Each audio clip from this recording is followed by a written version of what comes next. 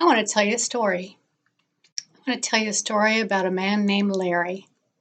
Once there was a man named Larry, and Larry did everything wrong. He zigged when he should have zagged.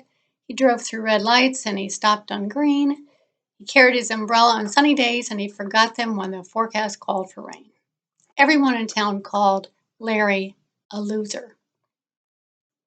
But back in 2002, 20 years ago, Larry invested $10,000 in a well-known and well-diversified mutual fund.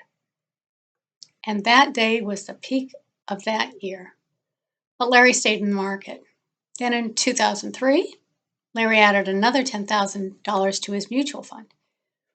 Again, Larry showed the remarkable ability to pick the worst possible day of the year to invest.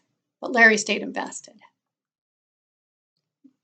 A year later, in 2004, Larry added another $10,000 to his investment account.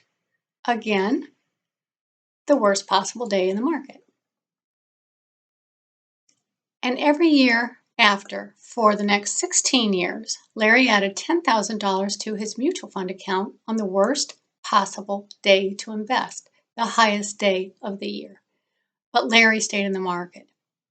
All in all, in those 20 years, Larry the loser had invested a total of $200,000. So how did Larry the loser do after all those years? With his uncanny ability to pick the absolute worst times to invest, how did Larry the loser fare? Well, Larry turned a total investment of $200,000 over 20 years into nearly $580,000 for a gain of $380,000. This represents an average annual return of better than 9%. So what's the moral of my story? Regardless of what happens in the markets, Larry never sold his investments. He stayed in the market, and importantly, he continued to add to his investments. And by doing these two things, staying invested through good times and bad, and investing regularly, Larry rode the stock market's long-term trend higher. Nobody in town calls Larry a loser anymore. Thanks for watching. Thanks for your loyalty.